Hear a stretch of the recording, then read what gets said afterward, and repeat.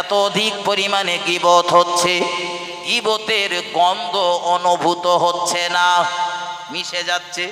বোঝানোর জন্য বলছি, দেখবেন একদল মেথর বাথরুম ঘরের ময়লাগুলো পরিষ্কার করে, ওদের ওই গন্ধ শুকে শুকে এমন অবস্থা হয়ে গিয়েছে, ওখানেই ওদের খেতে দিলেই ওরা বসে খেতে পারবে। ঠিক না ভুল কথা বলেন? আরো সুন্দর করে আপনাদের বুঝতে ভালো হবে, মাঝে মধ্যে এক আধবার, মাসে বা বছরে এক আধবার যদি আমরা বারাসাতের দিকে যাই, কোলাবাড়ি বাজারটা পেরিয়ে গেলেই দাদার মোড়টা টপকালেই আমি দেখেছি অধিকাংশ ভদ্রলোকেরা নাকটা চেপে ধরে। তার মানে ওখানে বিরাট সেন্ট, নাকি বিরাট সেন্ট না? কিন্তু ওখানে যারা বসবাস করে আমি দেখেছি তাদের একবারও অসুবিধা হয় না। যত অসুবিধা হয় সব আমরা গেলে। ঠিক না ভুল কথা বলেন? ওই পাশের একটা মাদ্রাসা, পটুরিয়া মাদ্রাসা, আমি ওই মাদ্রাসাতে 5 বছর পড়েছি, হাফেজ পড়েছি ওখানে। আমি জানি, বিশ্বাস করুন, বহু মানুষ গন্ধ শোকার জন্য কলকাতার বড় বড় বাবুরা ওখানে এসে বসে থাকে গন্ধ শোকার জন্য। গন্ধ কি করার জন্য বলেন বলেন?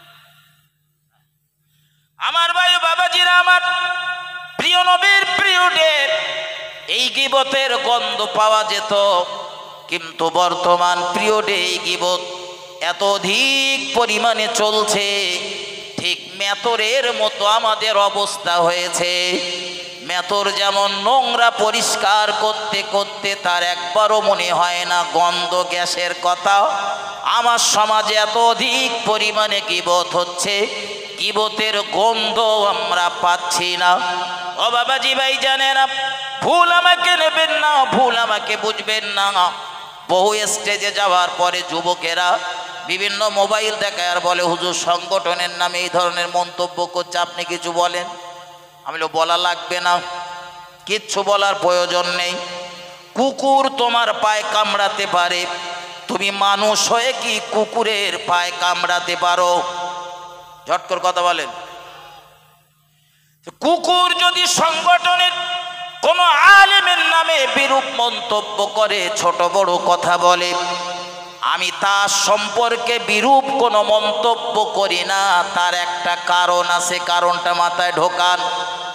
হযরত হাসান বসরি রহমাতুল্লাহ আলাইহি জামানার একজন মস্ত বড় বুজুর্গ ব্যক্তি, তার দরবারে একজন ব্যক্তির আগমন হলো।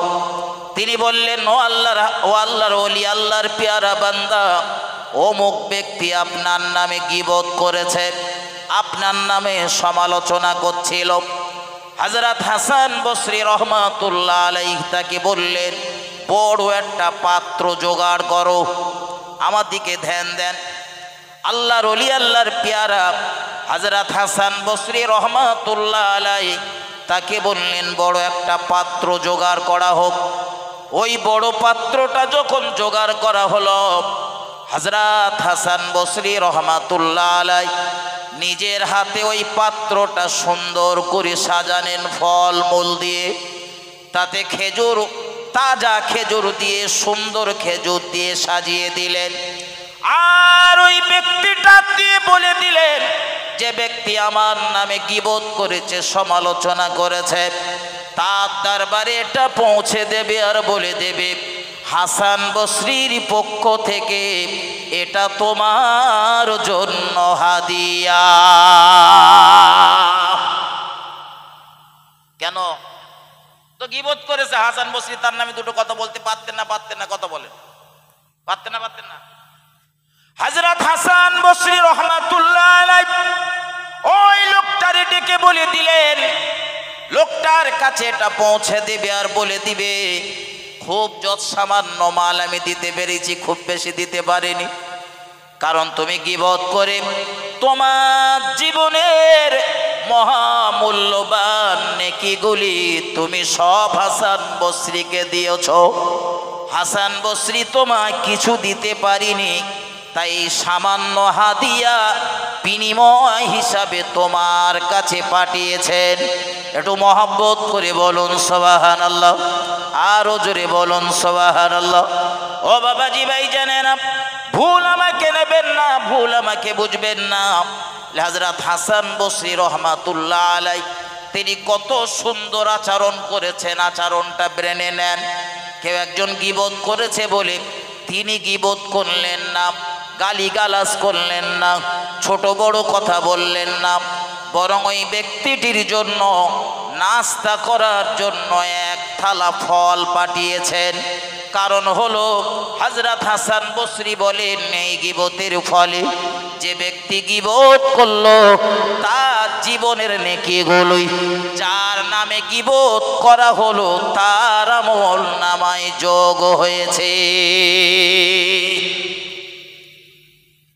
এ যুগের যদি কিছু মানুষ মুফতি সাহেবের নামে, মাতিন সাহেবের নামে, রজব আলী সাহেবের নামে গীবত করে, তা আপনাদের অত রাগ হয় কেন? বলেন বলেন বলেন। এই যে গীবতটা হচ্ছে মুফতি সাহেব বলুন, মাতিন সাহেব বলুন বা রজব আলী সাহেব বলুন তাদের নামে, তাই হুজুরদের লাভ হচ্ছে না লস হচ্ছে? ঝট করে বলেন। লাভ হচ্ছে না? ওদের জীবনের নেকিগুলো এত কষ্ট করে যে নেকি সঞ্চয় করতে হয়, দৈনন্দিন জীবনে 5 ওয়াক্ত নামাজ পড়ার বিনিময়ে মহান আল্লাহ কিছু নেকি দেন। পবিত্র রমাদানের রোজা রাখার পরে মহান আল্লাহ কিছু নেকি দেন। নফল দান সাদকা করার বিনিময়ে মহান আল্লাহ কিছু নেকি দেন। আর সেই মূল্যবান নেকিগুলি মুফতি সাহেব, মাতিন সাহেব, রজব আলী সাহেবদের নামে গীবত করার কারণে ওদের জীবনের নেকিগুলো আমাদের আঞ্জুমানের ওলামাদের, আঞ্জুমানের আলেমদের নামে যোগ হচ্ছে। এর জন্য বিশ্বাস করুন আমরা প্রচন্ড খুশি। এজন্য ওরা যত খুশি তত মন্তব্য করে, যত খুশি তত গীবত করে যায়। আমরা সহজে মুখ খুলি না, তার আর একটা কারণ হলো এটা, ওদের জীবনের নেকি আমাদের দিচ্ছে ফাও ফাও। ভাই আমি বলুন, আপনি বলুন, যে নেকি সঞ্চয় করছি বা যে নেকির কাজগুলো করছি, আমাদের প্রত্যেকেরই লক্ষ্য পরকালের জিন্দেগিতে সুখে স্বাচ্ছন্দ্যে থাকার জন্য, ভালো থাকার জন্য। কিন্তু পরকালের জিন্দেগিতে যাবার আগেই, কবরে যাবার আগেই যদি আমরা আমাদের সেই নেক আমালগুলো নষ্ট করে ফেলি, এই যে এত রাত জেগে পরিশ্রম করে, এত মেহনত করে এই যে নেক আমালগুলো করছি, এই নেক আমালের আর কোনো মর্যাদা থাকলো? একটু কথা বলেন, থাকলো? একটু দরুদ শরীফ আল্লাহুম্মা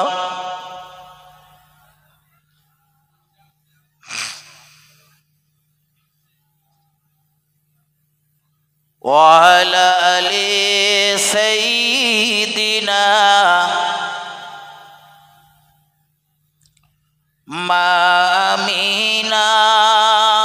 মুখ দেখিয়া বলে মুহাম্মদ,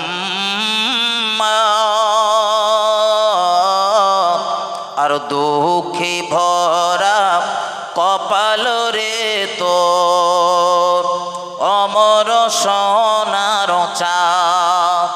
মায়ামিনার দুটি চোখে অশ্রু ঝরে পরে, আর বিশ্ব নবী এতিম হয়ে এলো আমার কোলে। হায় আব্বা যে তার নেই মাথায়, কে বুলাবে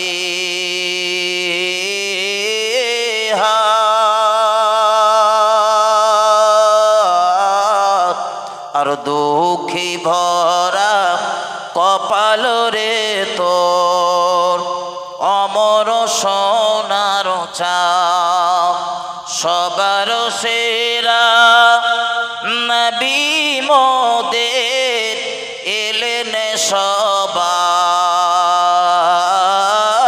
পরে, আসিতের সময় কাঁপ লাগে, খালি গায়ে ঘরে খুরমা পানি খেয়ে কাটায় কত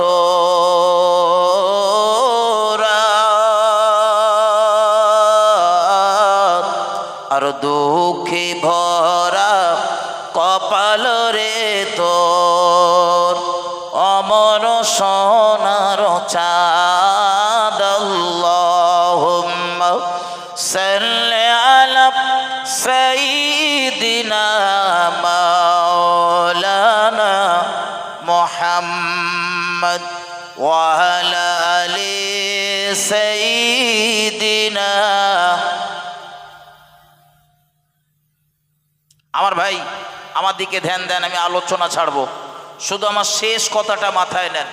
ভাই এই যে সমাজের কিছু মানুষ আঞ্জুমানের আলেমদের, অল ইন্ডিয়া সুন্নাত আল জামাতের কর্মকাণ্ডের সমালোচনা করছে, গীবত করছে, এতে কি আমাদের কাজ কাম থেমে আছে?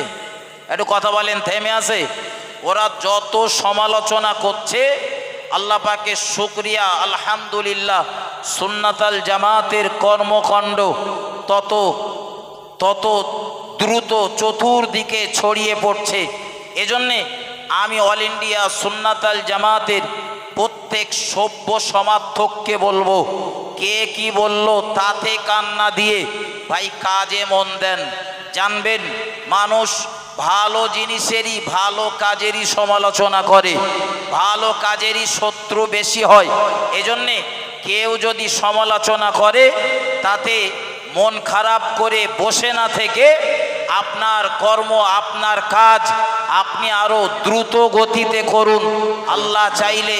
হ্যালো হাতুর সাহেব, একটু ডিস্টার্ব করছি, করবেন। আপনার বক্তব্য আমরা শেষ পর্যন্ত শুনব ইনশাআল্লাহ। ততক্ষণে আমাদের ফারেবিন ছাত্র যারা, তারা ধীর গতিতে স্টেজের দিকে এগিয়ে আসছে।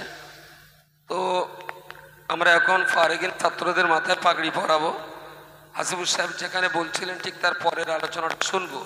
ততক্ষণে একটু আমরা আল্লাহর শুকরিয়া আদায় করছি। এবছর জামিয়া রহমানিয়া থেকে 161 জন ছাত্র, 165 জন ছাত্র তারা ফারিগ হচ্ছে। এই ফারিগিন ছাত্রদের উদ্দেশ্যে সবাই একটু জান প্রাণ খুলে আল্লাহকে ডাক দিন। হাসিবুর সাহেব একটু তাকবীর দিন, সবাইকে একটু তাকবীর দেন, নারে তাকবীর। আর একটু উচ্চ রবে, নারে তাকবীর। মুজাদ্দিদে জামানির সিলসিলা অল ইন্ডিয়া সুন্নাত আল জামাত, অল ইন্ডিয়া সুন্নাত আল জামাত, মহামান্য মুফতি সাহেব হুজুর কেবলা,